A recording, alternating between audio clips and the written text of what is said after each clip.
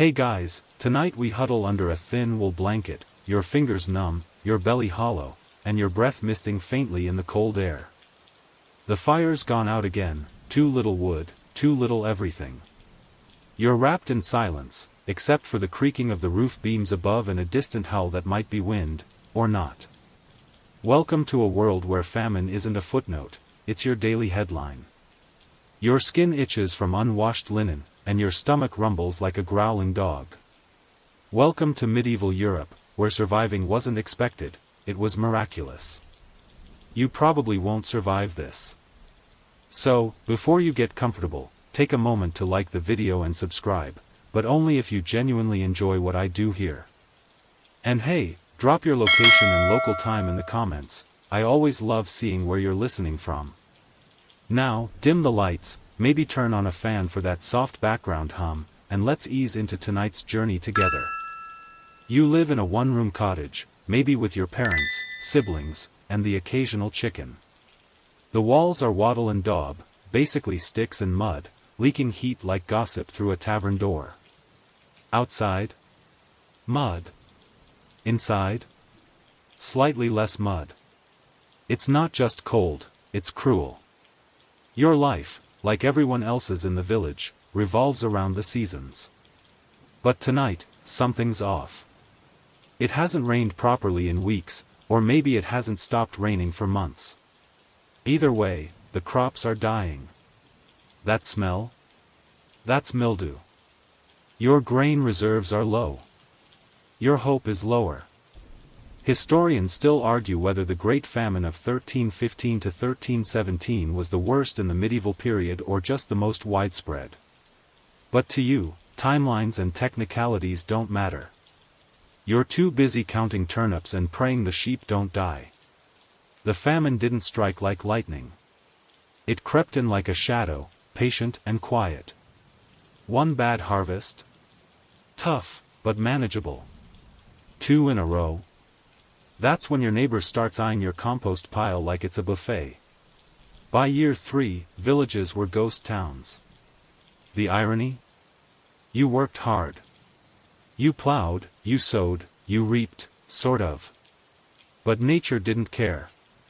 A freak summer of endless rain turned fields into swamps.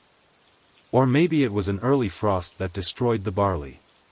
Either way, you lost everything before you even saw it. The term, crop failure, sounds clinical. But to you, it meant your baby brother crying through the night because there's nothing left to feed him but weak broth. And you can't even blame it all on weather. Local lords still demanded their cut, feudalism, after all, doesn't pause for poor soil. You gave what little you had to your manor's grain store, and got back, less than nothing. Your share wouldn't fatten a goose. And complaining? That might just get you whipped. Even hunger has a smell. It clings to your skin, settles in the corners of your home.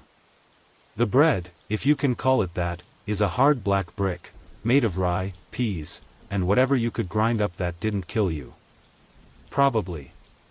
There's a story about a village where someone made flour out of old leather boots. No one laughed. You hear a noise at night, scratching. Rats. They're hungrier than you, and way more confident. You tried to trap one last week. You got a toe. Not your own, thank goodness, but still. There's a quiet kind of madness to hunger. You start dreaming of feasts you've never seen. You swear you can smell roasted meat on the breeze. But it's just your neighbor boiling weeds. Again. And yet, you still peek out the door. Just in case. Here's a fringe fact, some peasants believed famine wasn't natural. They thought witches were eating the crops with spells or even stealing souls to feed to demons. One poor woman was accused of bewitching a turnip field. Spoiler alert, she did not survive the trial. Nor did the turnips. And as you lie on your straw mattress, curling your knees to conserve warmth, you can't help but wonder, did you sin too much this year? Did the village priest get it right when he said this was punishment? Or was that just something he told himself to sleep better at night with a full belly and a locked larder? Your dreams, when they come, are full of food and warmth, like cruel reruns of a show you'll never get to finish. And when morning breaks, cold and gray, you get up not because you're rested, but because staying still hurts more. A cough rattles in your chest. Is it just the chill? Or something worse? No one wants to say plague yet, but it's out there. Lurking. Waiting for hunger to do most of the work. And yet, somehow, you keep going. Your sister still laughs sometimes, quiet, but real. Someone carved a little bird into the doorframe, and it brings a strange kind of joy. You find a wormy apple and still eat it slowly, as if savoring was an act of defiance. In a world that feels like it's trying to erase you, every moment of survival is a tiny, stubborn victory. Your ancestors might have been Vikings or Roman farmers or just other peasants, but now, it's your turn to keep the family line crawling forward. Even if crawling is all you can manage. Welcome to the hunger years, where the rules are simple: eat, or don't. And now that we've dipped a toe into the muddy waters of famine, don't go anywhere, because things are about to get soggier, itchier, and far more desperate. You trudge through the muddy fields, your boots sucking at the soil like it's trying to swallow you whole. The crops are withered and sickly, what should have been golden waves of wheat now lie flat, tangled and soggy, drowned beneath too much rain or scoured by relentless frost. You bite your lip against the sour taste of disappointment and despair. The harvest that should have fed your village for months ahead has failed spectacularly, leaving the larders as empty as your stomach. Wheat withers, and hope fades. This is the brutal arithmetic of famine. Without a good harvest, food becomes scarce, prices soar, and every scrap becomes precious. You watch neighbors trade their last bits of grain for whatever they can find, even if it's not edible. The market feels like a battlefield where the strongest, or the luckiest, snatch up the little that remains. Everyone else waits and watches, hoping for a miracle. Historians still argue whether crop failures in medieval Europe were mostly due to climate, soil exhaustion, or human error like poor farming techniques. But in your reality, those debates don't fill empty bellies. You try to recall the rituals your grandparents taught you, sowing seeds by the phases of the moon, praying to saints for a bountiful yield. But when the fields drown or freeze, no charm or prayer seems to work. The earth is indifferent, cruel. Now, the staple of your diet, grain, has become a luxury. Bread is no longer a daily certainty, it's rationed and treasured. Instead, you gather wild herbs, roots, and berries that barely sustain life. Your family's diet shrinks down to the barest survival, turning you into a walking shadow. A quirky little tidbit: some peasants believe that burying a horse's skull in the fields could ward off blight or bad weather. Others swore by spreading ashes from burned bread across the soil. Science was centuries away, superstition was the only toolkit available. It's funny and tragic all at once. Your pantry feels like a cruel joke. What little grain remains is mixed with other fillers, dried peas, acorns, even ground bark, to make bread that's more chewing exercise than food. When the crusts are too hard, you soften them in broth, if there is any. Often, there isn't. In your village, there's talk of famine fever, a wasting sickness that steals strength and joy alike. Some say it's the result of eating spoiled or poisonous food out of desperation. Others whisper that it's the first wave of plague, but no one dares say it out loud yet. Food scarcity isn't just about hunger. It disrupts every part of life. Work slows as your body weakens, and you can't tend the fields properly. Livestock, starved or sold off for pennies, vanish from the barns. Even the forest, once a source of wild game and firewood, starts to feel empty. And it's not just food. Lack of nutrition saps your immune system, making diseases that were once minor nuisances into deadly threats. Your cough gets worse, and your neighbors too. They say the cold and damp settle into your bones like a curse. Some scholars still debate whether medieval peasants actually had enough knowledge to prevent crop failures or if they were trapped in a cycle of generational poverty and poor technique. But what you know is simple: you're hungry, scared, and your world is shrinking. The social fabric frays too. Families begin to fracture as desperation leads to blaming and mistrust. You hear stories of mothers selling their children, or of villagers stealing grain from neighbors. It's survival, not kindness, that rules the day. And yet, the harvests, when they come, still bring joy. The first green shoots in spring are celebrated like festivals. Children run through the fields, chasing butterflies, and for a brief moment, the famine feels like a bad dream. For now, though, you live in the gray shadow of loss, learning every day what it means when wheat withers and hope fades. You wake to the sound of dripping water. Again. The thatch roof is leaking, and the floor is already slick with mud. You shift your weight, trying to find a dry patch on the straw mattress, but it's useless. The damp has soaked into everything. Even your bones feel wet. Outside, the wind howls like an old wolf, and the rain has been falling for days. Or weeks. You've lost track. Rain, rats, and rot. The unholy trinity of your current existence. Every time you think it can't get worse, the heavens prove you wrong. You remember summers with golden sun and fragrant hay, but now? Now it's all gray skies, squelching boots, and the constant scent of decay. The rain turns roads into rivers and fields into swamps. Livestock slip and die in the muck. You watch chickens disappear into the mud like they were never there. Historians still argue whether the medieval climate shift, known as the Little Ice Age, was truly global or more localized, but wherever you are, the weather has changed, and not for the better. Seasons are unreliable. Spring sometimes skips its turn, and winter overstays its welcome like a rude guest. This isn't just bad luck, it's a long, grinding shift in climate. And as the rain ruins crops and floods homes, the rats arrive. At first, they scurry along the edges of your vision, furtive, almost apologetic. Then they grow bolder. You see them feasting on spoiled grain, fighting over scraps with your dog. Eventually, they stop running when you approach.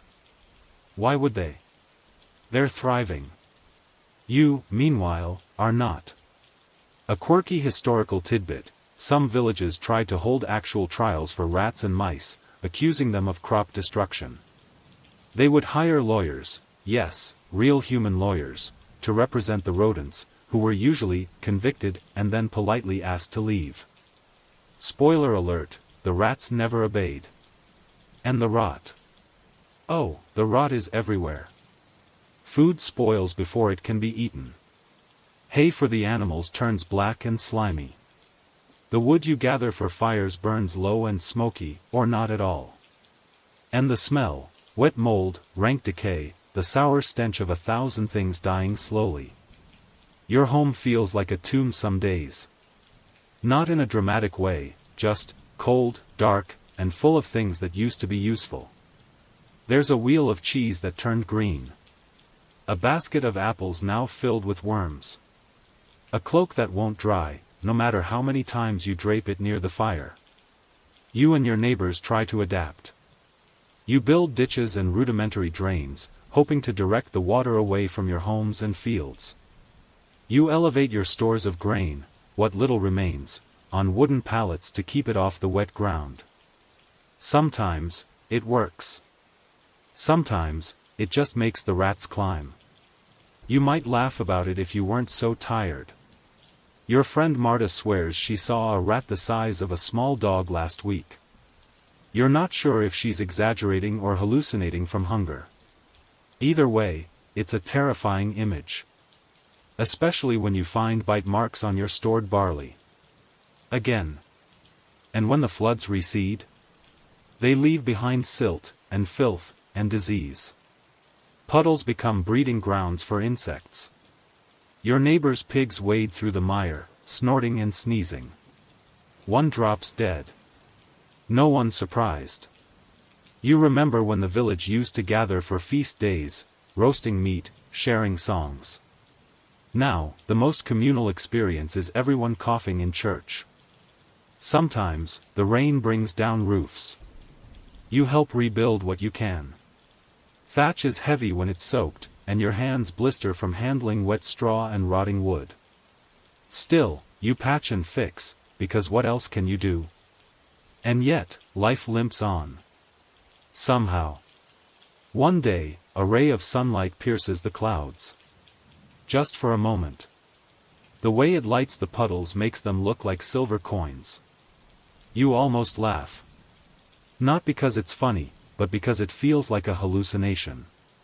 Something rare and beautiful, and gone too fast. You dream about the sun now. Not just warmth, but the way it made bread rise, made berries sweet, made you believe things could be better. In this new world of wet and ruin, sunshine feels like a fairy tale. Still, you wake up, you eat what you can, you fix what's broken. You chase rats with a stick and pray the rot skips your root cellar. Your boots never dry, your fingers are always pruned, and your patience wears thin. Some days, you sit by the fire, if there's wood, and listen to the rain tapping the roof like a lullaby written by someone who hates you. You wonder if it will ever stop. You wonder what dry feels like. You wonder how much longer the walls can hold. You're not alone in this. But it sure feels like it sometimes. You squat by the hearth, poking the thin soup with a stick, not because it needs stirring but because you need something to do. The pot simmers with more hope than nutrition, mostly water, a few shriveled nettles, and a handful of dried peas you found hiding at the bottom of a dusty sack. This is your dinner. Again. A peasant's pantry in famine times isn't really a pantry at all. It's more like a desperate guessing game. What can be eaten? What shouldn't be, but might have to be? You open your grain chest, knowing it's nearly empty, and scoop out the flour with fingers crossed that the weevils haven't won. Spoiler, they have. You pick them out best you can, but after a while, you just stop bothering. Protein, right? You used to bake once a week. Now, once a month feels ambitious. You mix flour with ground-up acorns or tree bark to stretch it, but it comes out gray and gritty. Bread that cracks teeth, with a crust that could probably repel arrows. You chew slowly, not to savor it, there's nothing to savor, but because rushing might break your molars. Historians still argue whether these food substitutes caused more harm than good. Some accounts suggest bark bread led to stomach ulcers or even internal bleeding. Others say it kept people alive when nothing else would. But you're not debating in a candlelit scriptorium. You're just trying not to pass out from hunger. You remember apples. Fat, red, and sweet. Now the only ones left are mealy and worm-riddled. You carve around the rot like a sculptor, hoping for one unspoiled bite. It's like finding treasure. You eat it in secret. Slowly. For protein, you get creative. Dried beans are precious. Cheese, once a staple, is rare unless you have a goat. You did. It died last winter. You consider eating the bones but settle for boiling them to flavor water. That water becomes broth. That broth becomes soup. That soup becomes an illusion of a meal. Here's a strange little tidbit: in times of extreme famine, some communities boiled leather, boots, belts, even book covers, to create a sort of gelatinous stew. If you've ever chewed on boiled parchment, congratulations, you've tasted desperation. You forage more than you farm now. Nettles, dandelions, sorrel, anything green that won't poison you. It's a tricky business. One wrong leaf and you're coughing up your last regrets. Marta, the same one with the rat dog story, once brewed tea from a plant she swore was safe. She didn't talk for 3 days. Neither did her stomach. And don't even get started on mushrooms. Some villagers treat them like gifts from God, others call them devil's food. The truth? Nobody really knows. You roll the dice every time you add them to the pot. You sometimes dream about meat. Roast chicken. Stew with onions and fat. But meat is for feast days now. Rare ones. And only if someone's animal dies of natural causes. Which, let's be honest, just means no one saw you do it. You've never stolen a sheep, but you know someone who has. You didn't report them. You've had to make peace with hunger as a companion. It walks beside you, sleeps under your blanket, whispers in your ear during church. It makes you short-tempered, foggy-headed, and oddly philosophical. You start to think about food not as pleasure but as fuel, dirty, rough, necessary. You would eat charcoal if someone told you it had calories. And then there's salt. Oh, salt. How something so simple could be so vital. You'd trade a warm blanket for a fistful of it. It preserves what little food you have, adds flavor to the bland, and in a strange way, it gives life a little spark of taste, of memory. There's a kind of ritual to famine meals. You portion everything precisely. You eat slower. You listen to your body, not for fullness, it never comes, but for the point where eating more just makes you feel worse. That point comes sooner than you think. Sometimes, someone in the village gets lucky. A net full of fish. A small deer snared in the woods. When that happens, everyone shares. Not because you're saints, but because in this kind of world, hoarding kills. And because if the roles were reversed, you'd want a slice of rabbit too. You watch your child eat and pretend you're not hungry. You chew slowly so they don't feel guilty. You pretend you're just not in the mood. They believe you. For now. Your pantry is a shelf and a hope. Every cracked jar, every sealed sack, every dried herb feels like a secret weapon in your war against starvation. You guard them like treasure. You ration like a miser. And yet, it still won't be enough. And tomorrow, you'll do it all again. You hear it first, just a cough. Harmless. Everyone coughs in the cold. But then it lingers. Deepens. Spreads. The man 2 doors down is coughing now, too. So is his wife. So is their baby. You start to notice the absences at the morning bell, the slower pace of the blacksmith, the way the baker no longer smells of flour and smoke but of sweat and something sour underneath. Plague is in the wind. No one says it yet. That word holds too much weight, like opening a cursed book. Instead, people call it the sickness, or the wasting. They wrap it in vagueness, hoping it'll stay away if unnamed. But the signs are undeniable: hollow cheeks, fevered eyes, the smell of sweat-soaked linen that never dries. You try to tell yourself it's just the hunger making people weak. Just bad air. Bad luck. But deep down, you know. Historians still argue whether the waves of disease that ravaged medieval Europe were inevitable outcomes of famine, trade, and overpopulation, or if they were lightning strikes of bad biology at the worst possible moment. Either way, you're living the results, and they are cruel. You don't go looking for trouble, but trouble finds you in the most ordinary ways. A scratch that won't heal. A child's rash that blooms into something wet and blistering. A man who walks to the river and doesn't come back, not because he drowned, but because no one dared to follow. Disease moves silently, riding on breath and touch and the wind itself. Your village isn't tightly packed like a city, but the closeness still matters. You share wells. You share tools. You share air. One person gets sick, and the next day it's 3. Then it's 10. Then the bell doesn't ring at all. You used to worry about food. Now, food is still scarce, but so are neighbors. Quirky tidbit: some medieval folks believed plague could be transmitted through bad smells alone. So they carried pomanders, little scent balls stuffed with herbs and spices, or tied flowers under their noses. One village woman walks around with a dead bird tied to her waist. She says it draws out the poison. You try not to breathe too deeply when she's nearby. Some try to purify the air by burning aromatic woods or even dung. Yes, dung. Particularly from cows. It's unpleasant. And possibly made things worse. But it gave them the illusion of control, and sometimes illusion is all you have.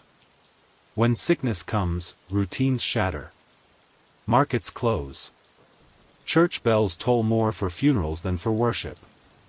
The priest says mass behind a veil, eyes rimmed red. You don't know if it's grief or illness, or both.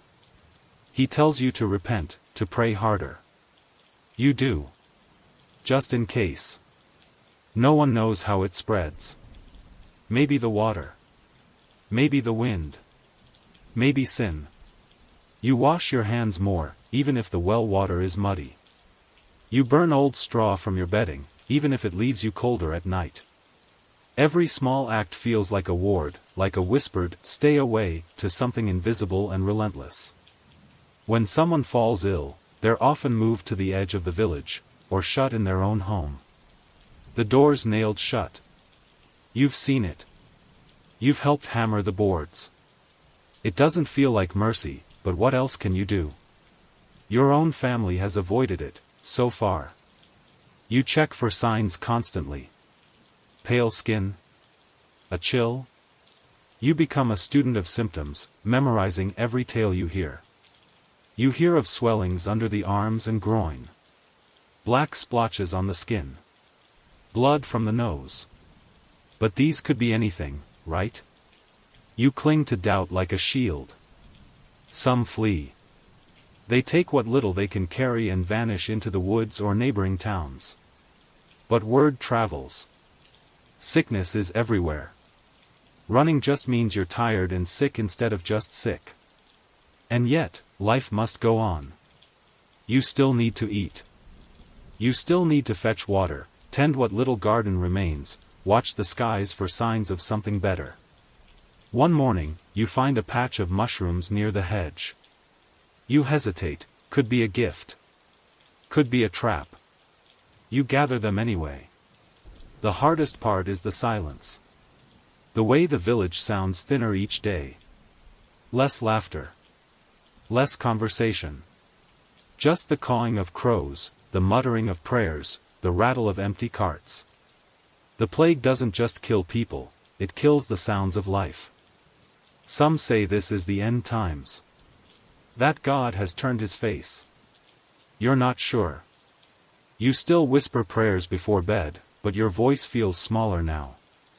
Less certain. Like maybe he's got other things to do. And yet, you wake up. You boil water. You drink broth. You wrap yourself in the same cloak and step outside, scanning the sky. You do the next thing, and then the next. Because survival doesn't come in heroic leaps, it comes in stubborn inches. The wind is still cold, and the fields are still empty. But for now, you are still breathing. You sit on a worn bench, breathing through your mouth because the air stinks of boiled onions, burning herbs, and something far worse, the acrid, coppery scent of sickness. Across from you, a man in a hooded robe fumbles with a bundle of dried leaves. He calls himself a healer. You're not sure if he's that, a fraud, or something in between. But when you're coughing blood and your skin is turning a color no skin should be, you don't ask for credentials. Welcome to the medicine of the Middle Ages, a curious blend of ancient theory, trial and error, hopeful guesswork, and more than a little magic. Doctors, leeches, and folk charms.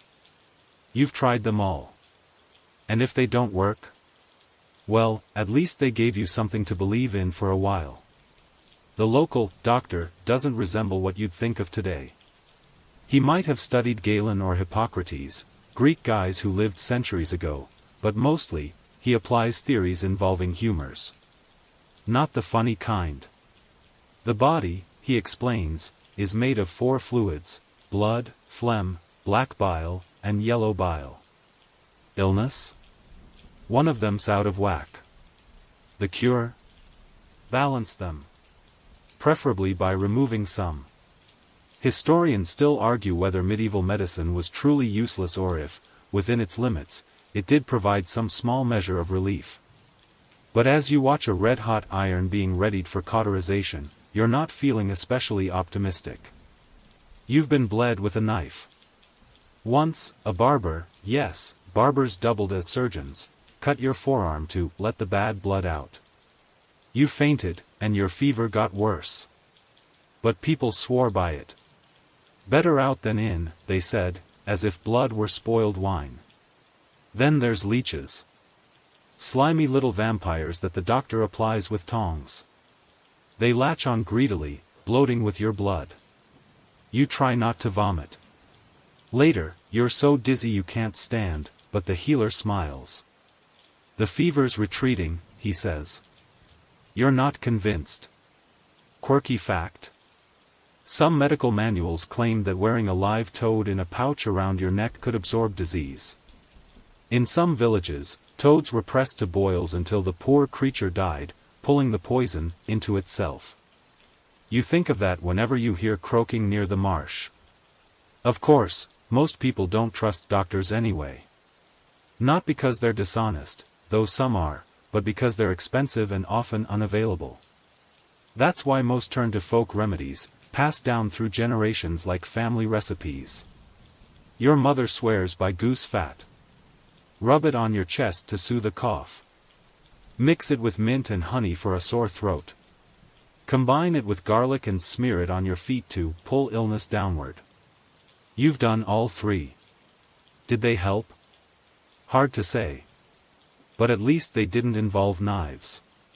You've chewed licorice root, sucked on pine needles, and boiled willow bark for fevers.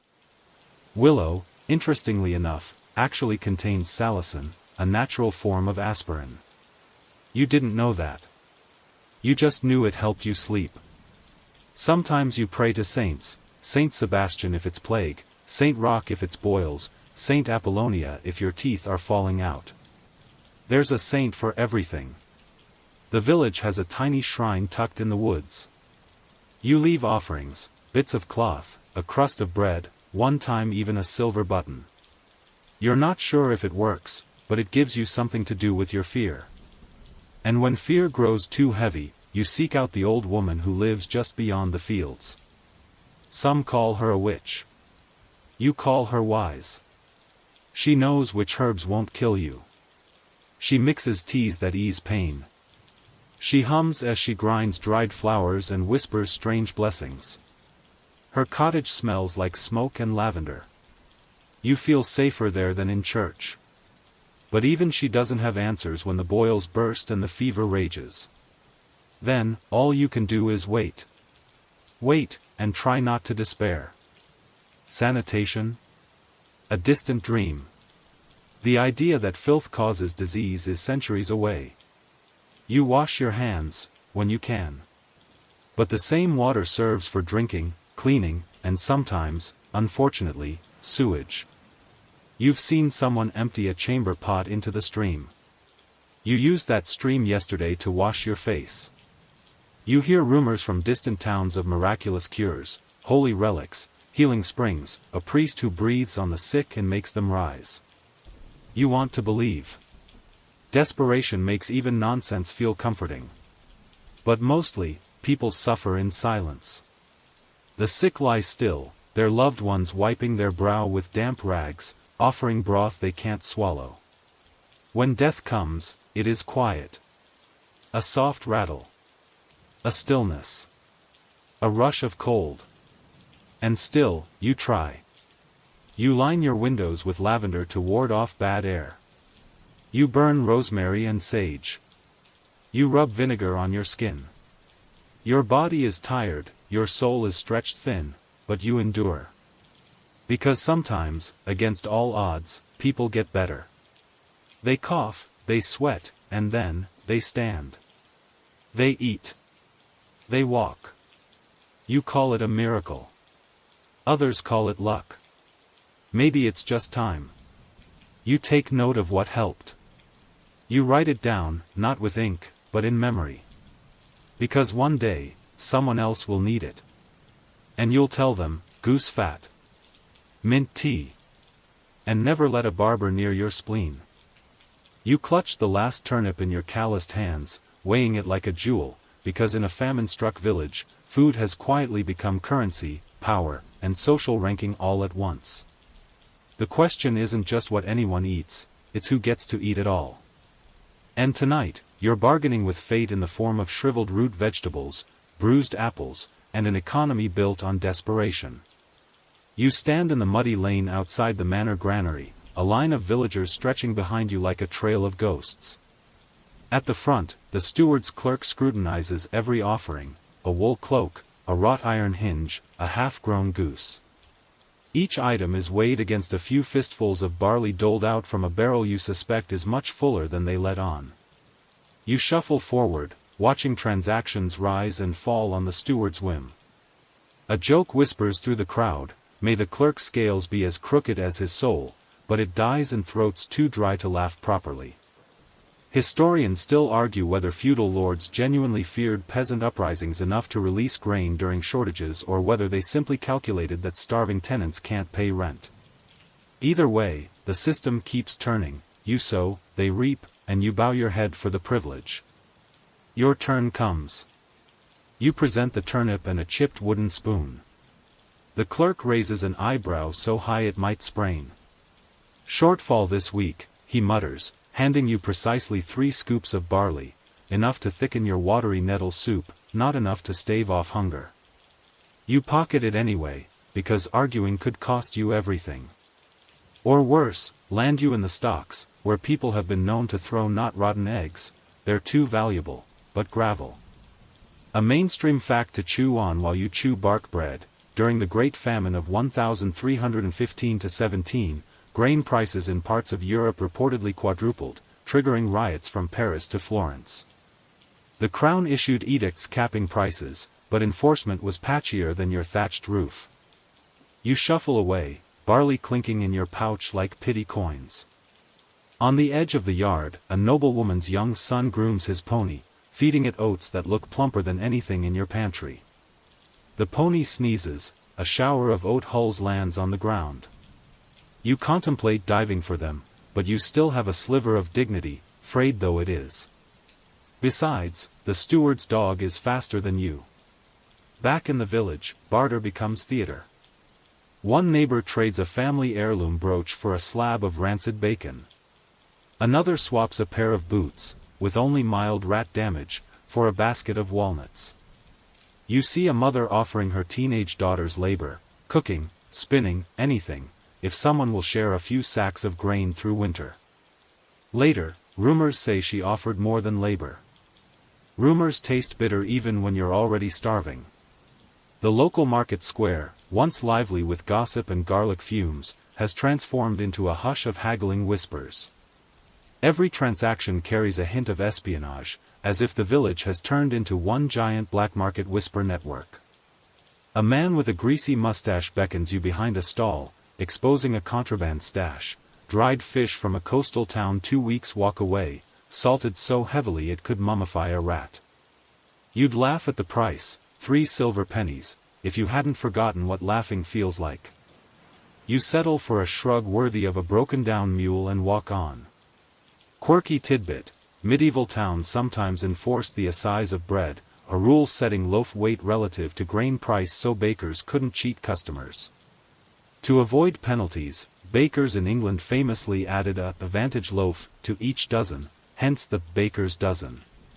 In famine times, though, that extra loaf shrank to a crumb, and inspectors were conveniently looking the other way.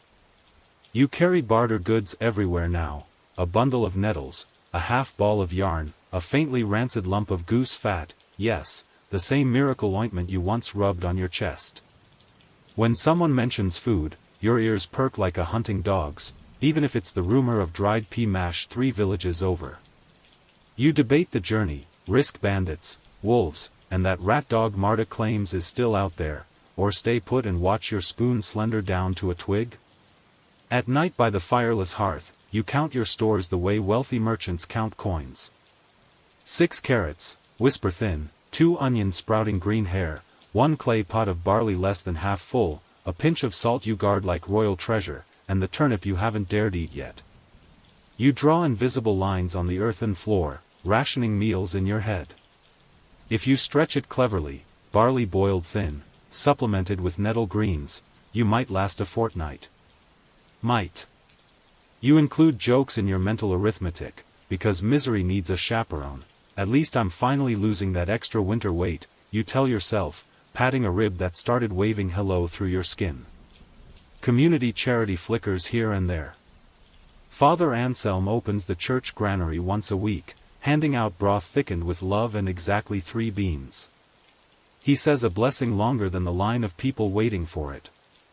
You swallow the broth and the sermon, both thin but warming. Even so, tension simmers. One night, someone raids the manor storehouse. The next day, the bailiff announces collective punishment unless the thief confesses. No one does. You all know who it was, the miller's son, gaunt and desperate, but silence is safer than justice. Hanging would feed no one.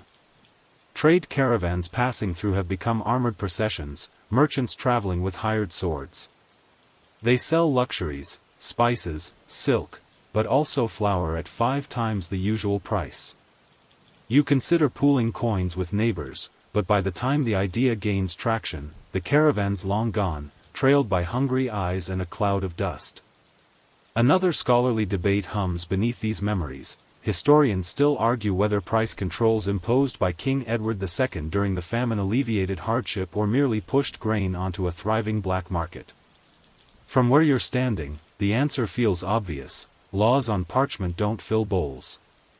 And yet, humans remain stubbornly social. On the rare night someone catches a hare, the smell of roasting meat slips through the village like a love song. The lucky household distributes a few morsels to sick neighbors, partly out of kindness, partly to avoid being knifed. You get a slice, a sliver really, and for one glorious second, fat drips down your chin. You forget the taste of despair and remember the taste of living. Your daughter tugs your sleeve, will we eat tomorrow? You kneel so your eyes meet hers, measuring your answer carefully, like grain on the steward's scale. Tomorrow always brings something, you whisper. It's not a lie. It's just not specific.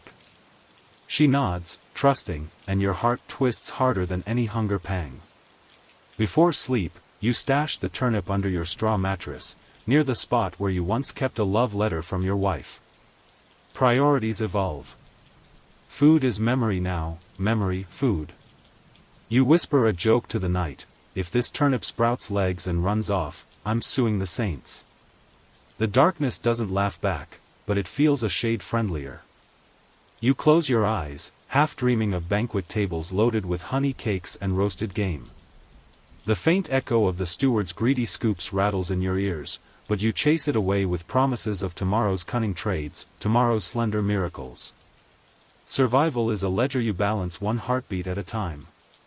You step into the parish church, the wooden door groaning like a wounded animal. The chill interior greets you, stone walls damp with centuries of incense and sorrow, candle smoke clinging to the rafters like stubborn cobwebs. The congregation is hushed, kneeling on pews warped by water and age. You drop to your knees beside your neighbor, the one who traded his boots for a handful of walnuts. Together, you bow your head in hope that faith can bend reality. Church bells toll overhead, their deep booms vibrating through your ribcage. Each peal is meant to summon divine mercy, drive away the famine's curse, or simply remind you that you exist. The ringing echoes across the mudflats outside, where fields lie drowned and sheep float like sad clouds. You press your fingertips to the cold stone, tracing carved saints whose smiles are as grainless as your larder. Today, you pray for rain, but not too much rain, because last season's flood still haunts you. A mainstream fact to ponder while you pray: medieval churches often held granaries within their cloisters, storing tithes and surplus grain that could be redistributed during shortages.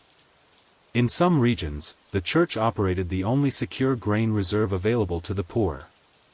Historians still argue whether these ecclesiastical granaries genuinely alleviated hunger or merely reinforced the church's power over the populace. Your lips move silently, offering rote petitions to saints you've barely heard of. Saint Nicholas, protect our cattle. Saint Barbara, shield us from storms. Saint Rock, spare us from disease. You probably look ridiculous, like someone attempting a badly choreographed dance you never learned. But ritual matters. It's a way to assert control in a world spiraling into chaos. A quirky fringe tidbit? Some villages would parade saint effigies through the fields, suspending them on poles and whispering charms over the furrows. In one Flemish hamlet, farmers strapped live goats to the relics, convinced that bleeding would coax providence from the heavens. Reports say the goats mostly chewed on the saint's velvet cloak. You rise as Father Anselm steps before the altar, his vestments frayed and patched. He lifts a chalice of watered-down wine and sprinkles it toward the congregation.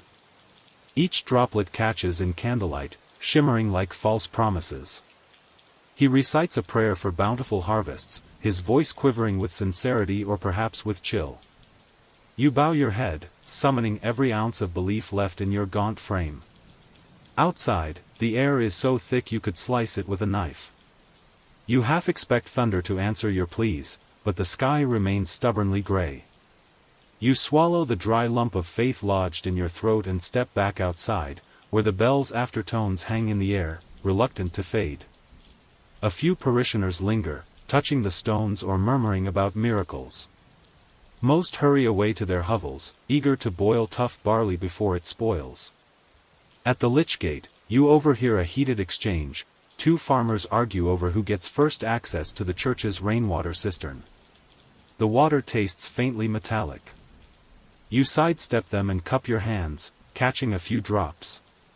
You savor them as though they were wine, then lick your palms dry. The larder back home holds half a loaf of bark bread and a crumb of cheese. You press your thumb to the wall of the church as you pass, grateful that stone doesn't judge. It just stands there, patient as drought. Inside your hovel, you place a handful of blessed soil, dirt that touched the church floor, into your empty seed sack. A superstition? Yes. A comfort? Absolutely. It smells faintly of smoke and damp wool, but to you it's a promise. Tomorrow, you'll sow those blessed seeds, hoping that sanctified earth will coax sprouts from soil too tired to grow. In the days that follow, you notice slight changes. A stray shower wets the roof just enough to rinse off mold. A neighbor's turnip patch yields 2 viable bulbs instead of 1. Nothing miraculous, just tiny flickers of life. You credit Saint Isidore, patron of farmers, though you can't be sure whether it was divine favor or the occasional break in the weather. Historians still argue whether these small upticks in yield were due to ritual influence or simply the fickle mercy of the climate. You hang a small sack of blessed soil above your door, alongside the horseshoe you found last autumn. Visitors comment, or sniff, if they're more cynical, yet no one dares mock openly. Fear and reverence balance on a knife's edge in famine times. Better to pray than to jeer. Sometimes, you catch yourself humming a holy chant under your breath while you sort rotten potatoes. You don't know the lyrics, so you improvise. It sounds like someone singing about stale bread, which might actually be more fitting. A neighbor hears you and nods solemnly, as if you just delivered a homily. You shrug and stash another clump of blessed soil into your pocket.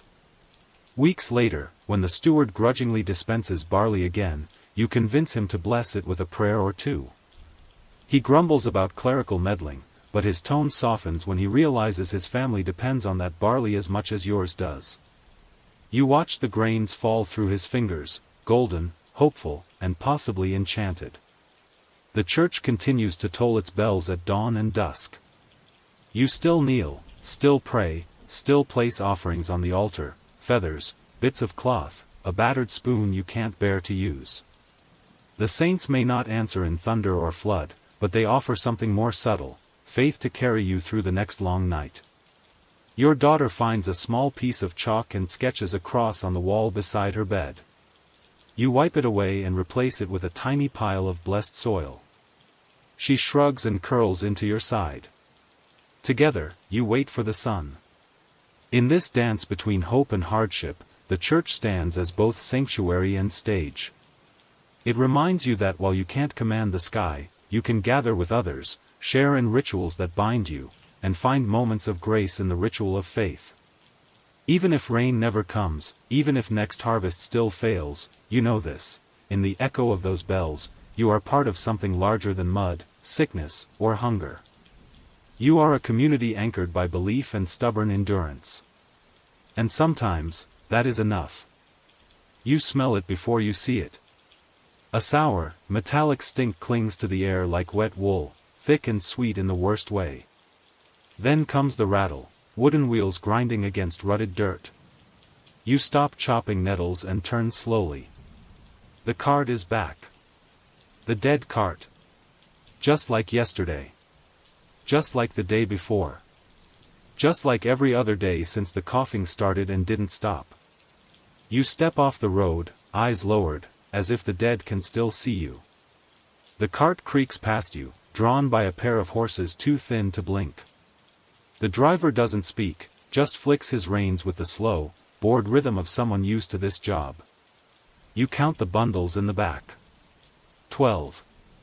Maybe more, some stacked like firewood, limbs dangling out like forgotten broomsticks.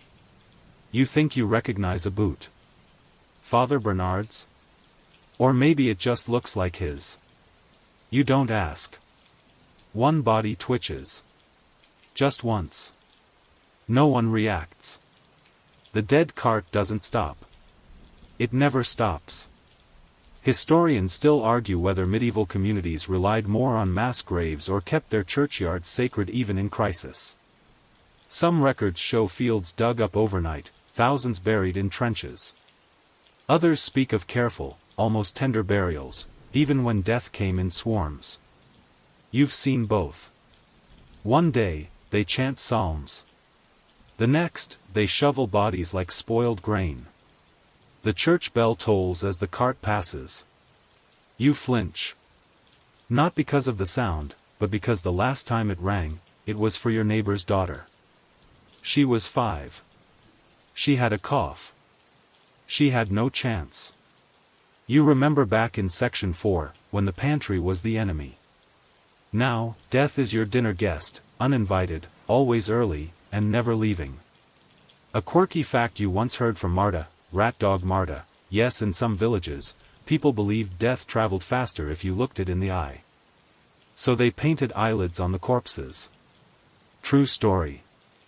Somewhere out there lies a grave full of wide-eyed skeletons still staring into the dark. The cart turns down the path toward the burial pit, which sits behind the church, just past the withered orchard. You know that orchard. You ate a wormy apple from it once. It tasted like regret. There's a man ahead, kneeling beside the cart. His wife lies wrapped in linen.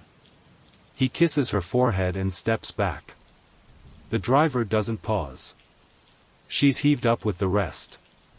You want to be angry. But you're too tired. And the ground? It's running out of room. The priest says the churchyard is full. The bishop says no more prayers unless payment is made. You offered a spoon once. It wasn't enough. So now, they dig big. Pits wide as barns. No markers. No names. Just holes. When the rain comes, and it always does, the pits fill, and the bodies bloat. Sometimes, they rise. You saw it once. A hand, reaching up from the mud like it changed its mind about dying. You sleep with a cloth soaked in vinegar tied over your face now, not for plague, but for the smell. Mainstream fact: during major plagues, cities like London and Paris employed full-time corpse collectors, many of them ex-prisoners or beggars. They got paid by the body. Some wore bells to warn the living. Others just kept quiet and moved fast. Today, you try not to breathe too deeply. Sometimes you help. When someone from your own cottage dies, you have to. You wrap them in what you can find: a sheet, a curtain, once even a potato sack. You carry them to the cart. You whisper their name. You turn away before the loading starts. That's the rule. Some say the card is cursed. That riding with it, touching it, even seeing it too many times means your turn's coming. You've lost count of how many times you've seen it now. You wonder if it's coming for you next. Tonight, you dream of it again. The rattling. The groaning of wheels. The swaying bodies. But this time, you're on it. Lying still. Watching the stars through a rip in the linen. You wake up gasping, clutching your spoon like it's a sword. Outside, the night is quiet. Too quiet. You wake up sore, cold, and already tired. The blanket you slept under is really just a wool sack you found draped over a fence 3 villages ago. You don't even ask whose it was. These days, ownership is a formality no one can afford. You stretch your legs and wince. Blisters. Always more blisters. You wrap your feet in scraps of linen and stand, groaning softly. Time to move again. You're roaming for bread now, literally. Not in the poetic, searching for meaning, kind of way. No, you're trudging through mud, past hollow-eyed strangers, just hoping to find something edible before your body gives up the search. It's not noble. It's necessary. The road ahead looks like a storybook if the story was written by someone who hates you. Trees sag with moisture. Birds are quiet. The only sound is your own footsteps, dragging like broken promises. Historians still argue whether these massive migrations during the Great Famine helped relieve pressure on local food supplies, or just spread hunger and disease farther. You lean toward the second theory. Everywhere you go, it looks the same: empty shelves, empty eyes, empty skies. You're not the only one walking. Around you are others. Dozens. Maybe more. Some travel alone. Others in makeshift bands. Marta's still here, of course. She's chewing a stick, not because it helps, but because it keeps her mouth from remembering what real food felt like. Behind her walks an old man named Emmerich. He hums to himself and talks to a potato in his pocket. No one questions it. Mainstream fact: famine migration wasn't rare. During the worst years, tens of thousands fled their villages in search of food, often heading toward monasteries or cities. Most didn't find what they were looking for. Some didn't survive the journey. But you keep walking, because staying still feels like surrender. You pass a sign nailed to a tree: bread ahead. Someone scratched the words with a blade. Below, someone else etched, liars. You chuckle despite yourself. A joke with mileage. You eat as you go, if you can. A handful of cold oats. Half a root that tasted more like soil than substance. A piece of cheese so hard it could be used in battle. Every bite is a question: will this sustain me? Will it betray me? Will it come back up? Marta spots a blackberry bush. It's bare. Of course it is. But she stares at it like it might magically grow berries out of guilt. If I pray hard enough, she mutters. You don't tell her that's not how bushes work. A quirky tidbit: in some famine-struck regions, travelers believed crossroads offered protection against starvation. They'd leave offerings, bread crusts, coins, even teeth, to appease whatever spirits watched the paths. You once left a single pea. You're still waiting for divine return on that investment. Nights are the worst. You find an abandoned barn.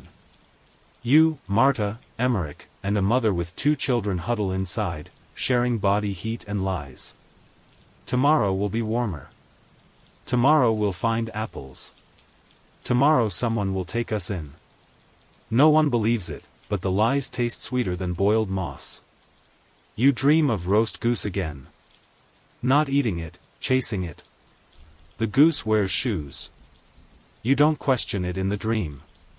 At sunrise, you move again. You pass villages where people peek through boarded windows but don't open doors. You understand. You wouldn't open yours either. At a stream, a boy offers you a fish in exchange for a song. Marta sings. It's off-key and possibly in the wrong language, but the boy hands her the fish anyway. You roast it. You all eat. It's not enough, but it's something. The next day, you reach a monastery. The gates are closed. A note on the door says, "No food. No aid." Below it, someone has scrawled, "No mercy." You stare at it for a long time. Then you keep walking. One evening, you meet a tinker. He sells spoons carved from bone and tells fortunes. He reads yours in the dirt. "You'll eat again," he says. Eventually. You nod. It's the most hope anyone's offered you all week. You pass an old woman planting something. You stop. "What are you growing?" you ask. "Patience," she says. You smile, the kind that hurts your cheeks. At the top of a hill, you see a new village. Smoke rises from chimneys. The smell of soup drifts toward you on the wind. Marta gasps. Emmerich starts crying. You just start walking faster. You don't know what's waiting there. But it smells like something you remember, warmth. And for now, that's enough to keep you going. You grip your spoon like a dagger, crouched behind a thicket of thorns with mud crusted up to your knees. The night is still, too still. Somewhere in the dark, you hear a branch snap. Not from wind. Not from animals. From something walking upright. Someone, maybe. Your breath catches. You clutch your sack tighter. Welcome to the part of famine survival they don't sing about. It's not just about foraging, rationing, or praying.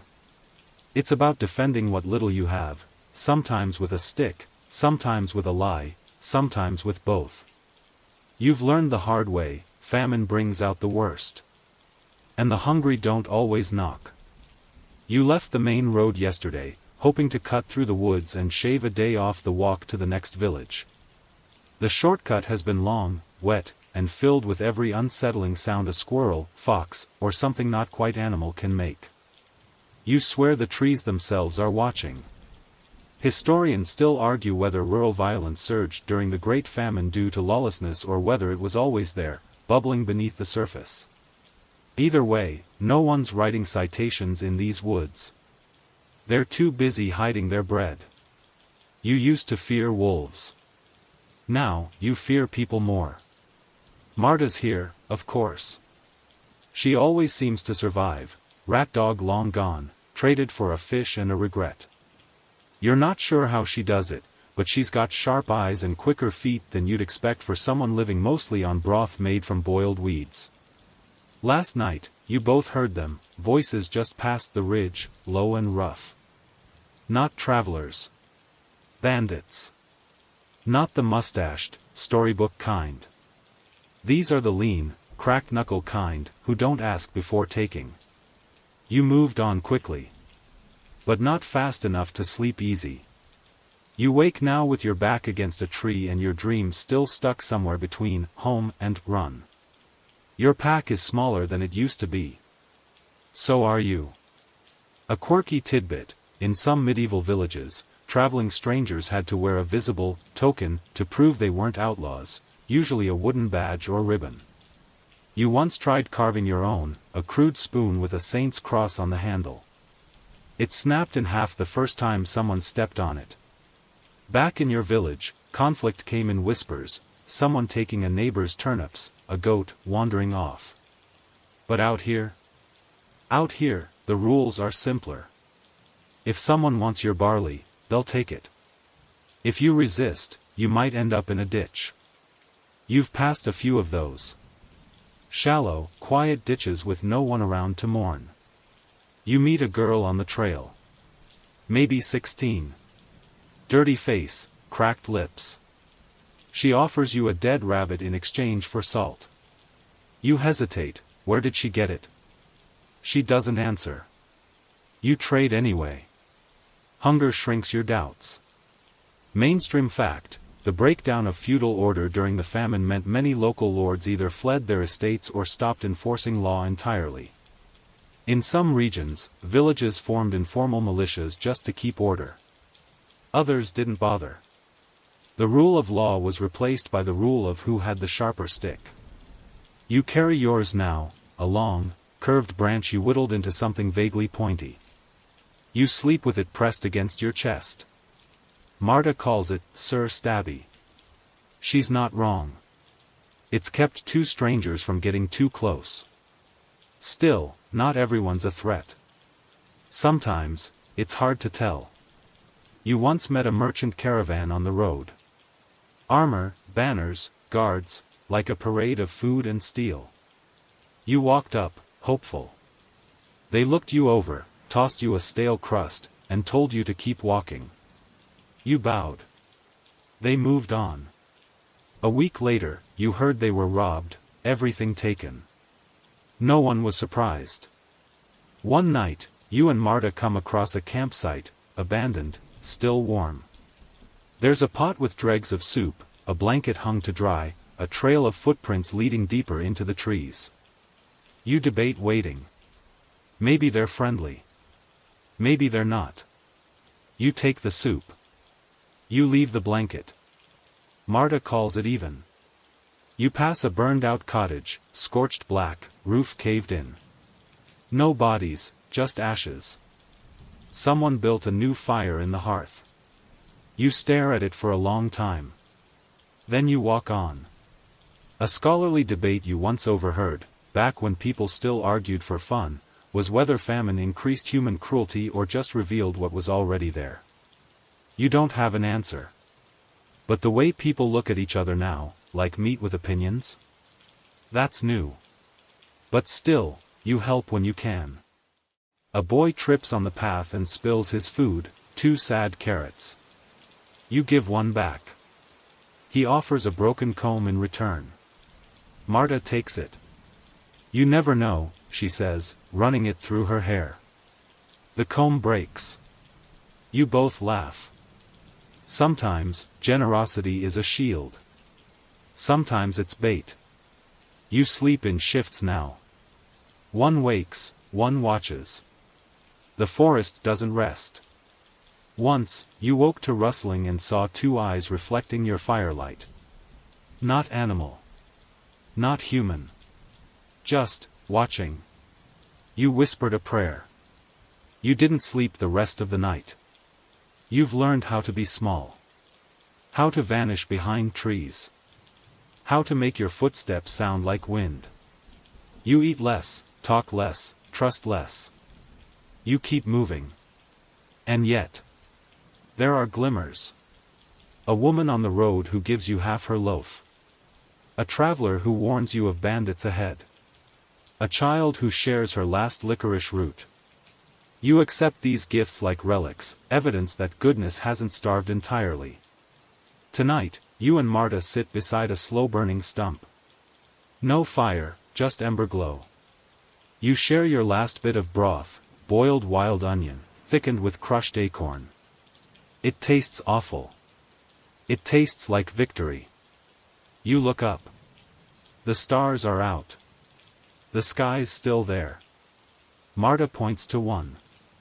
That one looks like a spoon. You laugh. Loud, real, echoing between trees. It scares off something lurking nearby. You don't stop laughing. You sit on a broken fence post, gnawing the edge of a crust so dry it might count as a weapon. Across from you, a thin man coughs into his sleeve, eyes watery, skin the color of cold porridge. You offer the last bit of your barley cake without speaking. He accepts it with a nod, breaking it in half, handing you back the smaller piece. You don't argue. This is how people survive now, not just by foraging, fighting, or fleeing, but by sharing. The kindness of strangers might be the only thing keeping you upright. This wasn't always true. Back when the famine first took hold, people were wary, tight-fisted, shoulders hunched to protect every crumb. But something changed. Maybe it was exhaustion, or some quiet understanding that hoarding hope just makes it rot faster. Now, here on the roads and at the edges of fields, you see it more often, two women passing a single onion back and forth like it's communion, a young boy tucking his last dried plum into the hands of a sleeping old man. These acts are small, yes, but seismic in spirit. Historians still argue whether communal generosity in medieval famines was more common in rural areas or urban centers. Some evidence points to tight-knit village bonds holding firm, others suggest monasteries in cities provided better organized relief. But you don't care about theories right now. You care that someone just passed you a turnip and didn't ask for anything in return. You've walked alongside strangers for days, your boots wearing thin at the toes, your shoulders aching under a pack that gets lighter but feels heavier. Names don't matter anymore. There's a woman who sings lullabies in Latin even though no one understands them. A man who carves faces into sticks and leaves them along the road. Marta, of course, still walks beside you, her rat dog permanently gone now, possibly elected mayor of the wolves. She hasn't laughed in 2 days, but today she gave a child her last strip of dried apple skin. That counts. You remember the way the baker back home used to tuck extra crusts into the aprons of pregnant women. You thought it was just habit. Now you know it was survival disguised as decency. You wonder where he is now. You hope someone's feeding him, even if it's just soup made from boiled weeds. A quirky little tidbit, in some parts of famine-struck Europe, travelers carried tokens, small crosses, ribbons, or even carved wooden hands, signaling they were peaceful and in need. These mercy signs didn't guarantee kindness, but they reminded others that suffering has a face.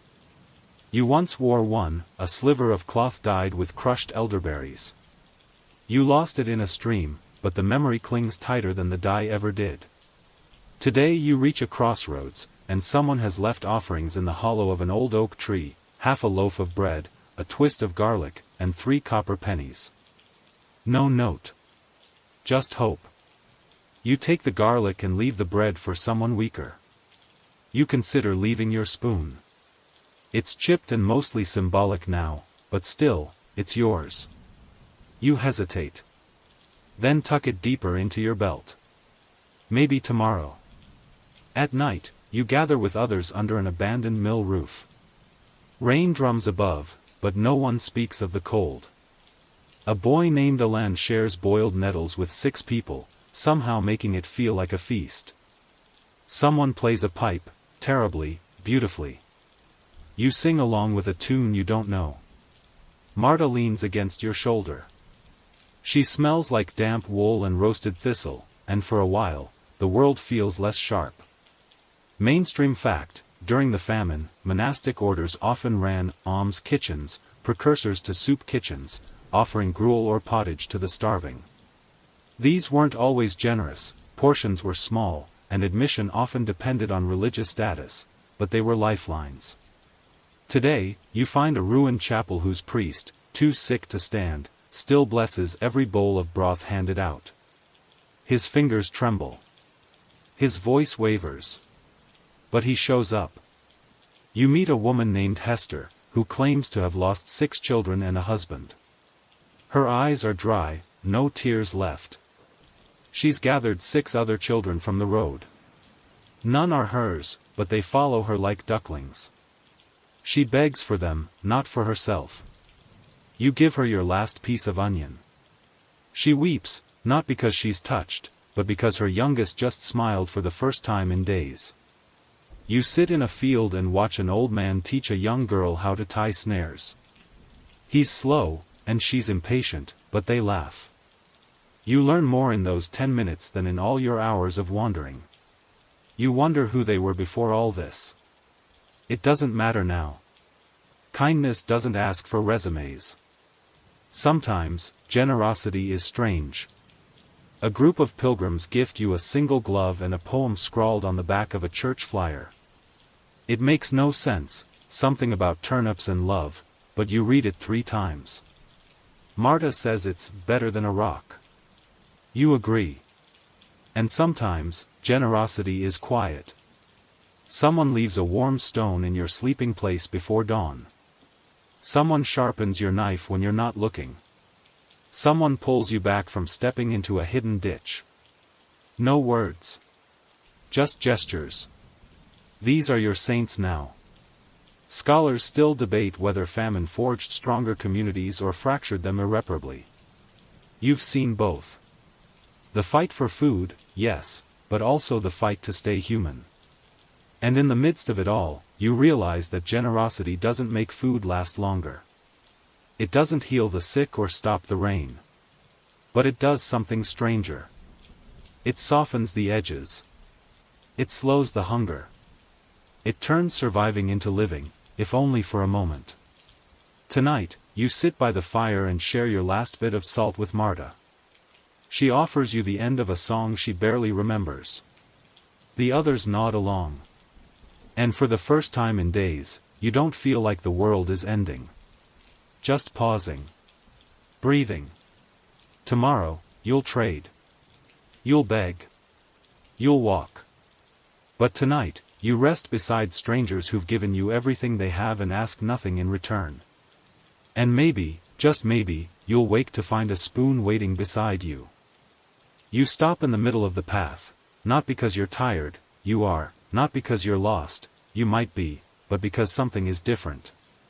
The air feels strange, too quiet. You glance at Marta, who's staring at a patch of flattened grass. No wolves. No bandits. Just silence. That's when you notice her. A girl, maybe 15, hunched by the stream, staring into the water.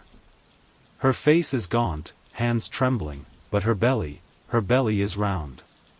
You don't say anything. She doesn't look up. Women, wombs, and warnings. That's what you've wandered into now. Not the sharp panic of plague or the ragged fear of hunger, but something slower, stranger, quieter. The changes famine carves into women's lives aren't loud. They don't rattle like carts or howl like wolves. They whisper, through missing cycles, empty cradles, and futures that never arrive. You've seen it before. Women bleeding too long or not at all. Midwives gone silent because there are no babies to deliver. And those who do carry a child, well, no one says it, but the odds aren't good. Historians still argue whether fertility dropped in famine years because of malnutrition, stress, or conscious choice. Some say starving bodies simply stop ovulating, a natural pause. Others argue it's spiritual despair, a kind of shutting down. You don't know the cause. You just see the results, fewer cries in the night. Fewer swaddled bundles in doorways. Fewer women singing lullabies to empty arms. You remember Anna, back in the village. She used to hum while shelling beans. She miscarried last spring, alone, in a cold shed. She bled for days. The priest said it was God's timing. You say it was hunger. A quirky historical belief. Some medieval folk thought famine could cause the womb to shrink and harden, drying up the seedbed, they said. Others thought starving women were more likely to birth monsters, children cursed by the devil or marked by the moon. One midwife claimed to have delivered a baby with teeth and a tail. Marta calls that solid gossip material. Back on the trail, the pregnant girl still doesn't look at you. She dips a cracked wooden bowl into the stream, drinks, and spits. The water is bad. She drinks again anyway. You walk past her, gently. Marta lingers a moment, drops a clump of herbs beside the girl, and says nothing. The girl doesn't say thank you. That's okay. You've noticed how famine doesn't just change what women do, it changes who they are allowed to be. Before the hunger, a woman's role was defined: daughter, wife, mother. But now? The lines blur. You've seen widows leading migration groups, girls trapping rabbits, mothers scavenging moss for soup. There's no time for permission. Survival doesn't wait for etiquette. There was a woman named Elisabetta you met near a ruined mill. She carried a ledger. Said she was once a scribe for a merchant. Now she documents deaths, writes the names of everyone she meets, living or dead. To prove we were here, she said. She let you read a few entries. Marta's name was there. Yours wasn't. Not yet. You meet two sisters who've walked from the coast. One has bandaged feet. The other carries their brother's bones in a sack. So he gets buried somewhere, they explain. You offer dried nettles. They offer a broken ring. You both walk away heavier. In one village, you hear about a woman who traded herself for flour. Not once. Not twice. Many times. No one says her name. Everyone knows her story. You don't judge. Not because you're kind, but because you're starving too, and you understand the math she did. Mainstream fact: during the Great Famine, historical records note a sharp rise in female-led households and unmarried women. With so many men dying, fleeing, or failing, women became default leaders, not by revolution, but by attrition. They didn't take power. They inherited survival.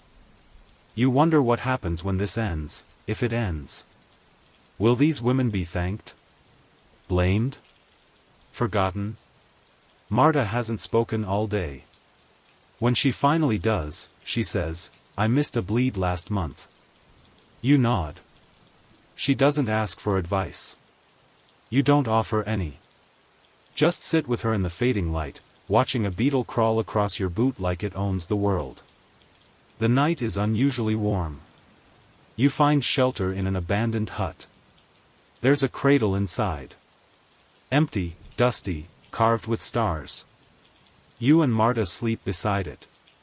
Neither of you says a word. At some point in the night, you hear her crying. You pretend to sleep. In the morning, she's already up, boiling weeds. You meet a midwife 2 days later. She offers a strange tea to Marta. It smells like cinnamon and something darker. For strength, she says. You both nod. No questions. No answers. There's a road sign up ahead. It points toward a town. You follow it. As you walk, you spot a girl digging by the roadside, trying to plant something, maybe beans, maybe hope. She doesn't look pregnant. She doesn't look young. Just determined. You want to ask her why she's trying to grow anything in this cursed soil. But you already know. What else is she supposed to do? Famine carves deep. But sometimes, it leaves seeds behind. And sometimes, those seeds bloom. You hear it before you see it, a high-pitched, cracking wail that doesn't sound like laughter or crying, but some strange, awful blend of both. At first you think it's an injured animal. Then, as you round the broken stone wall by the church ruins, you see them. Children.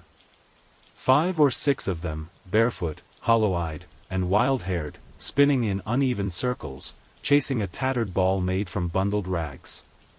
One of them stumbles, skins a knee, and doesn't even flinch. The others laugh, no, not laugh, just react.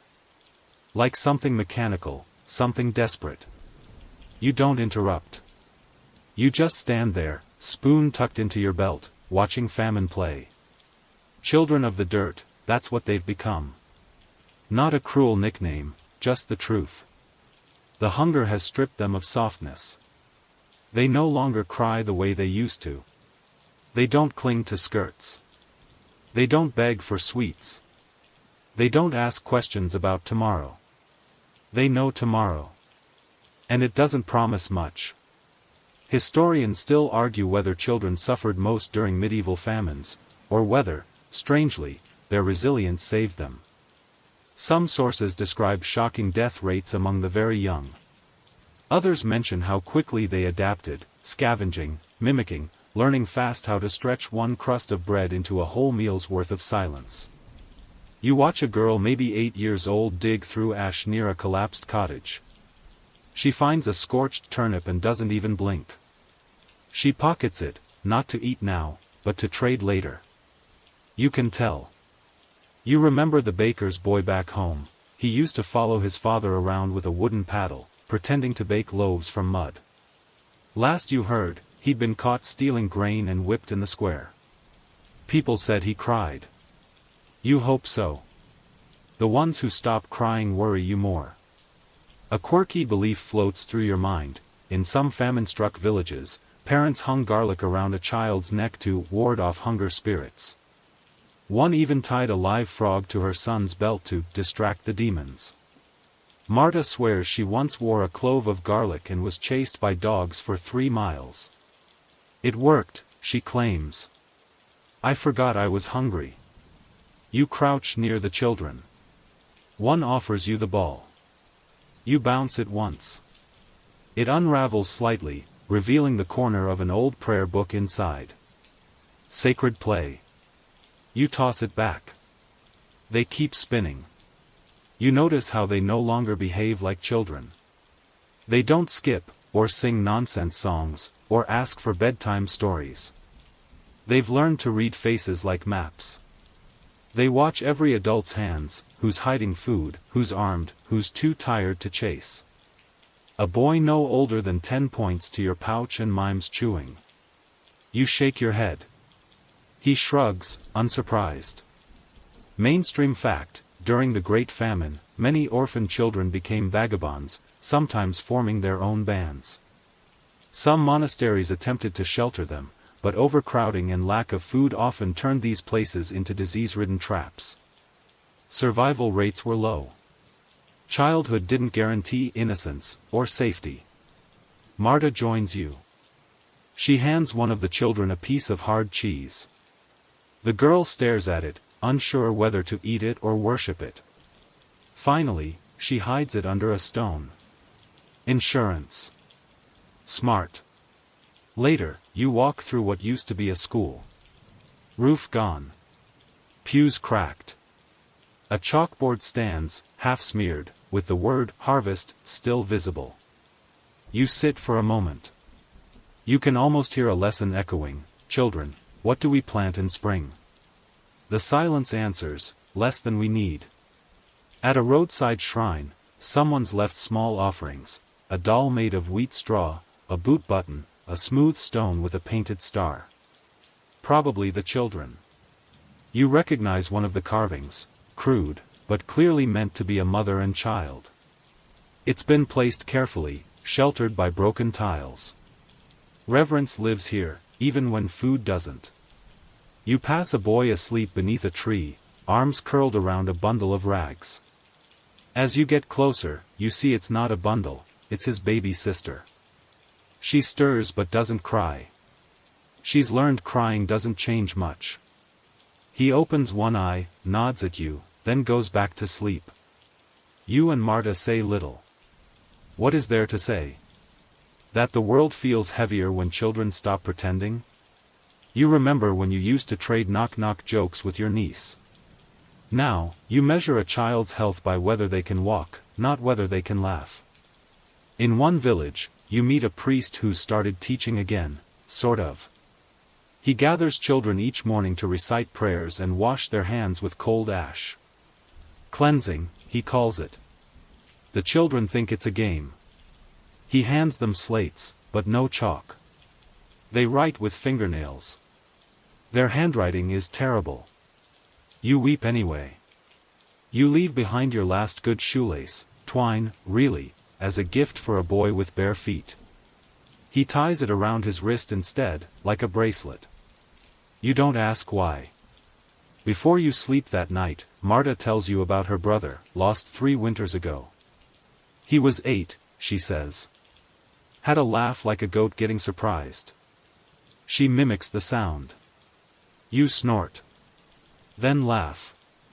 Then cry. So does she. That night, you dream of children laughing. Not these children. Children from before. Covered in flour. Chasing each other with goose feathers. You wake up to one of the real ones staring at you, eyes bright in the moonlight. She holds out a carved stick shaped like a cat. You take it. And you smile. You shuffle along the frozen path, shoulder aching from the weight of your pack, eyes stinging from wind and smoke. Up ahead, smoke curls lazily from the manor's chimney, rich, fragrant, almost mocking. Someone's burning seasoned oak. Someone's cooking meat. You haven't seen either in weeks. Your mouth waters without your permission. You're on your way to pay taxes. Yes, even now. Even in this mud-soaked, crop-rotted, plague-kissed world, you still owe. The king, the lord, the reeve, someone. There's always someone. Hunger may have claimed your strength, but bureaucracy? That never dies. When kings ignore you, life gets complicated. The steward greets you at the manor gate, wool cloak pristine, beard neatly trimmed. He waves you forward like he's herding pigs. You step onto the stone threshold, suddenly aware of every threadbare patch on your tunic. You offer your due, a sack of grain so small it feels like a joke. He doesn't laugh. He just sighs and records your name on a parchment longer than your entire grocery wish list. Mainstream fact: during the Great Famine, many feudal lords and monarchs did not reduce taxes or rents, even as crops failed and tenants starved. Royal demands for grain, labor, and coin continued uninterrupted. Kings declared emergency levies to fund wars. Nobles raised rents to cover their losses. Survival wasn't a pass. It was just another item to be taxed. You wait in line behind Marta, who's holding a goose feather and 2 wrinkled apples. Payment in kind, she mutters. Mostly kind. The steward accepts the apples but sneers at the feather. Sentiment's not legal tender, he says. She replies with a gesture that isn't church approved. You're told that failure to pay means forfeiting your tools. Or your land. Or, in some cases, your child's apprenticeship. You don't have land, or tools, or a child in training. You just have this spoon. You don't mention it. Historians still argue whether these tax practices hastened rural collapse or simply reflected the hard realities of feudal economics. Some suggest that stricter regions collapsed faster, others believe looser ones invited lawlessness and rebellion. All you know is, nothing makes you feel less alive than watching your lifeline weighed on someone else's scale. You once tried to plead. The rains washed the barley away, you said. The reeve replied, then perhaps you should have built a better sky. You imagine punching him. With both hands. Repeatedly. You imagine it often. Instead, you bow. You hear tales, half-whispers around half-cooked turnips, about villages rising up. Refusing to pay. Locking stewards in barns and stealing back grain. You want to believe it. But no one ever seems to know those villages by name. A quirky tidbit: one English village supposedly created a fake priest during famine years, just a man in a robe, pretending to deliver papal exemptions so they could skip taxes. It worked for months. Until the bishop arrived. They say the man now preaches from inside a dungeon. They also say he's still convincing. You leave the manor lighter and angrier. Down the road, you pass a shrine where peasants leave symbolic offerings, in protest: burnt thatch, broken spades, even a sack labeled taxes, filled with cow dung. You laugh harder than you have in days. Marta ties her feather to the shrine. May it fly straight up someone's backside, she says solemnly. You wonder what the king eats. Probably something you can't pronounce. You imagine him seated at a gilded table, ladling stew into a goblet, saying things like, "Famine is unfortunate," while chewing on roast duck. Your stomach growls so loud it scares a bird out of a tree. Back at camp, Tomas tells you he once saw a bishop carried through town on a litter, gold rings glinting in the sun. I nearly bit his shoe, he says. You believe him.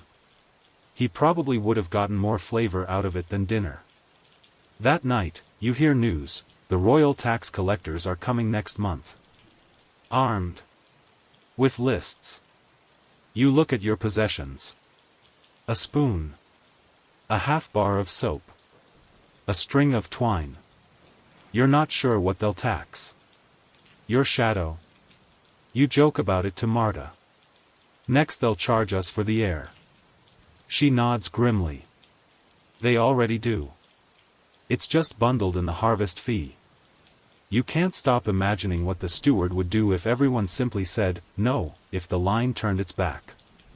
If spoons were drawn like swords. But no one does. Not yet. Because you're still tired. Still hungry. Still hoping someone, somewhere, higher up the ladder, remembers you exist. Until then, you keep paying. Because the alternative costs more than you can afford. You wake to humming. It's not birds. Not wind. Not even Marta snoring in that broken fiddle rhythm she insists is gentle breathing. No, it's a tune, low, raspy, a little off-key. Someone singing. As you blink into the dawn light, you realize it's Tomas, crouched by the fire, rubbing two sticks together and mumbling. The barley's gone, the cheese ran off. My stew pot cried and left me. You sit up slowly. That's new, you say. He shrugs. Wrote it last night. Might be a hit. Then he farts audibly. Final verse, he adds. You laugh. Because that's what's left, isn't it? Songs, rhymes, and bitter laughter. When the food is gone, when the strength is gone, when your faith is curled up in a cold corner, you still have your voice. And sometimes, that voice cracks out something ridiculous and true. You've heard them everywhere since the famine began. Jingles. Rhymes. Parodies of hymns. They float down roads like smoke, caught between curses and prayers. Children mutter them under their breath. Old women sing them into their soup. Even monks have been caught humming slightly too cheerful refrains while doling out gruel. Historians still argue whether these famine verses were genuine expressions of rebellion or just psychological pressure valves. One camp calls them proto-protest anthems. Another says they were simply distractions. You're not in either camp. You're in the dirt, listening to Tomas compose the next stanza with a stick and a bad attitude. A mainstream fact, satire and humor flourished in medieval Europe during crises. From illuminated manuscripts to churchyard graffiti, people mocked lords, priests, the weather, and, most bravely, death itself. The worse things got, the funnier the lyrics. Laughter didn't save lives, but it helped people keep going. You once passed a town square where a jester, yes, a real one, recited a poem called A Banquet of Stones. It described a feast where every dish was imaginary. Roast pheasant made of shadows. Pudding baked from dreams. The crowd howled. Half of them were crying. Some were both. A quirky tidbit, one French village staged a funeral for the harvest every spring during the famine. Villagers dressed as crops lay in a wooden coffin, and were wept over by children dressed as pigs. The whole thing ended in mock wailing and a pie fight. No actual pie. Just mud. Lots of mud. You walk through a ruined hamlet that once had a proper tavern. The door swings open, though no one's inside. On the soot-stained wall, someone scratched a message in charcoal. The ale is gone, but we still pour jokes. You grin. Marta does too. Then she adds beneath it. Bring a spoon. And low expectations. You pass a group of travelers around a campfire, harmonizing poorly. The lyrics are about saints arguing over which crop God hates most. Saint Isidore likes barley, they chant, but Saint Peter prefers to starve us all. They invite you to join in. You add a verse about Saint Roch trading relics for a turnip. Applause. You bow. There's something sacred in these silly songs. They name the pain without inviting despair. They allow you to mock the steward, the priest, even the king, without getting strung up by your ankles. Because they're just jokes. Just harmless fun. Right? Still, you hear the edge in them. When a rhyme about plague ends with a verse on the Lord's fat pig, and everyone laughs a little too hard. You once saw a man mime a tax collector so convincingly he got a turnip to the face. He took a bow. And kept the turnip. At the monastery, one monk scribbles satirical poems into the margins of religious texts. He claims it's penance. You're not sure for what, but you admire his commitment. He gives you one. Our Lord dines well on duck and ham, while I chew bark and pray for jam. You write it on a scrap of cloth and wear it in your sleeve, just in case you forget how to smile. Marta's been quieter lately, but today she whistles, a jaunty little tune you've never heard. She says it came to her in a dream. Probably written by a ghost with good rhythm. You hum along. You meet a girl who dances. Just little spins and hops, barefoot in the road. Her mother says it's foolishness. You say it's medicine. The girl doesn't speak, just claps in time to your steps. You feel better for the first time in days. Humors become your currency. You trade stories like they're turnips. You collect jokes from towns and share them at the next campfire. One about a bishop who mistook his mitre for a pot. One about a donkey elected mayor. One about a man who tried to marry a cabbage to avoid taxes. You're not proud of the laugh that one got from you. But you are grateful. Sometimes, the laughter hurts. Like when Tomas makes a joke about digging his own grave, just in case, and no one's sure whether he's serious. He starts whistling after. No one asks. Mainstream records often forget this part, the mockery, the giggles, the whispered puns behind closed shutters. But you know the truth, it's not always about feasting. Sometimes, just being able to laugh at the darkness is a victory. That night, you and Marta lie beneath a tree. You're too cold to sleep, too tired to talk. She hums the tune from earlier. You add words. We march for soup, we dance for crumbs. We laugh until the weeping comes. Then silence. Then you're breathing, soft and steady. For now. You wake to quiet. Not peaceful quiet. Not the hush of soft wind through leaves or a lullaby echoing across a field. No, this is the kind of silence that wraps around your ribs and squeezes. The kind that feels wrong. There's no coughing from the shelter next to yours. No barked orders from the reeve. No distant screams, no laughter, not even a whimper. You sit up, heart racing, straining to hear anything.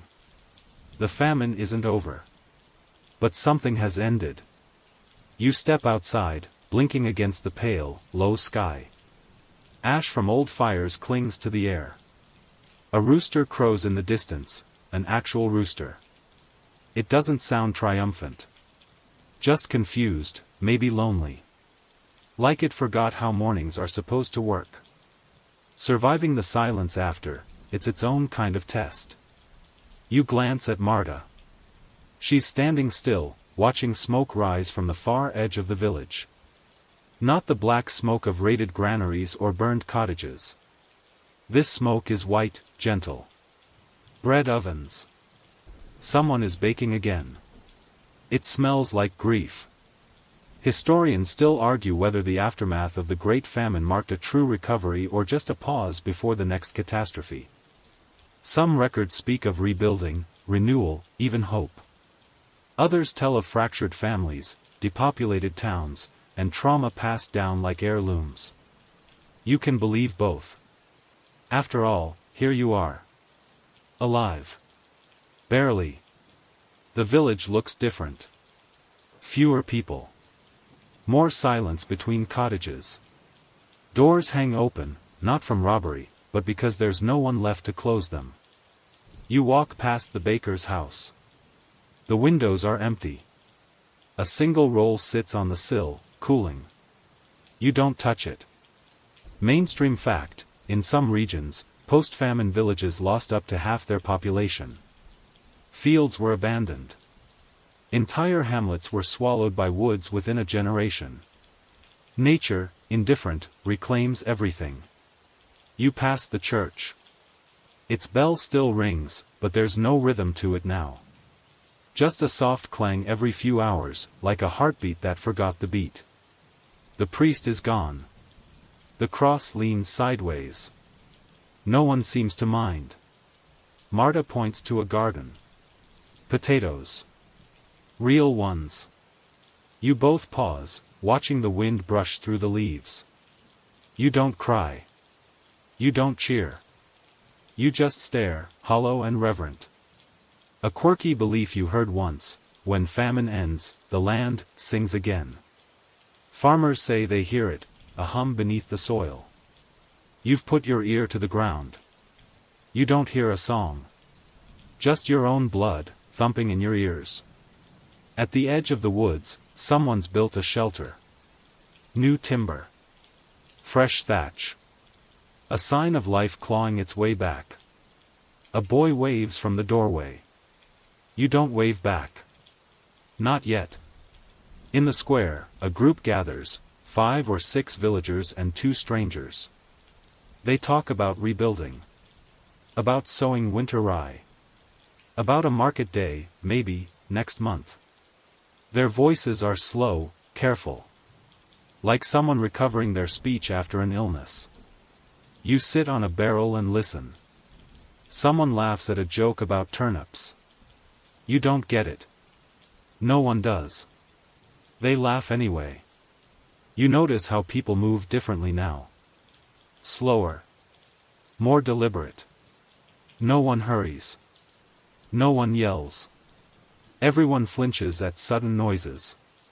A pot clattering sends 2 women into tears. You help them pick it up. No one says thank you. That's fine. You visit the cemetery. It's full. The rows are uneven. Some graves are just mounds, marked with bits of wood or stones. You find the one you helped dig. You touch the marker. You whisper a name. Marta doesn't ask which one. The night brings fog. It wraps the village like a worn blanket. Fires flicker behind cracked shutters. The air smells like damp earth and rosemary. Someone must be boiling herbs again. You lie on your back, staring at the stars. Fewer now. Or maybe your eyes are tired. You remember the famine in tastes: bitter bark bread, sour onion soup, nettle tea so strong it numbed your teeth. You remember it in sounds: coughing, cartwheels, prayers whispered to unlistening skies.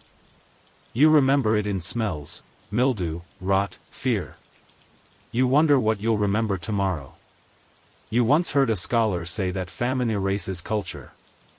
That art, song, ritual, these all wither under starvation. But here, in this silence, you find something else. Not erasure. Not exactly. More like rewriting. The way people nod instead of greeting. The way you and Marta touch fingers when passing food. The way children don't ask questions anymore, only offer answers. Yes, I'm hungry. Yes, I'm tired. Yes, I'm here. A baby cries. Somewhere, not far. You and Marta freeze. That sound, so normal, so alive, it cuts through the fog like a bell. You both smile. Slowly. Carefully. As if the smile might scare it away. The next morning, you help repair a roof. Your fingers bleed. The ladder wobbles. A boy hands you nails. His father died last month. You hammer slowly, every strike a prayer: stay. Stay. Stay.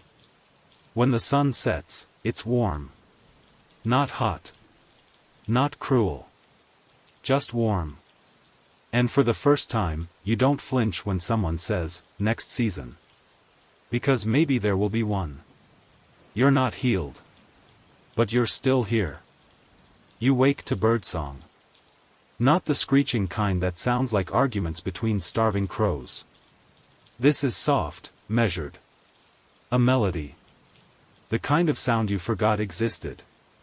You sit up slowly, the stiffness in your back familiar now, almost friendly. The morning air is heavy with dew and something else, baking bread. You're not dreaming.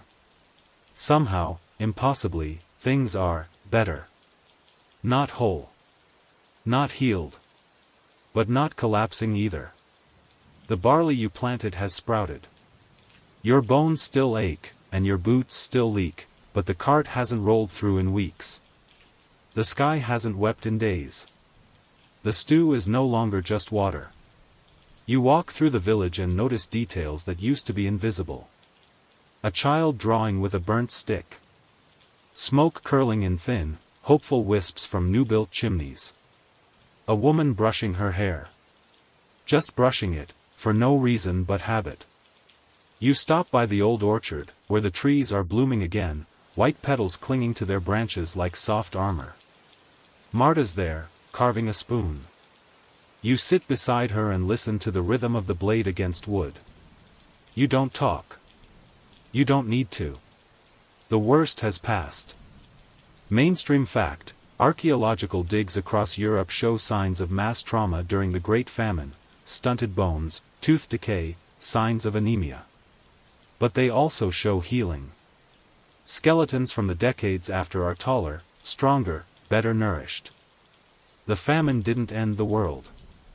It just changed it. You look at your own hands, thinner, rougher, but still moving. Still capable of work. You didn't die. That's a sentence you say softly to yourself now and then, just to make sure it's true. I didn't die. Tomas is back, whittling sticks into tiny animals. He gives a carved badger to a girl and she bursts out laughing. You hear it echo across the square and feel something loosen in your chest. That sound should have gone extinct.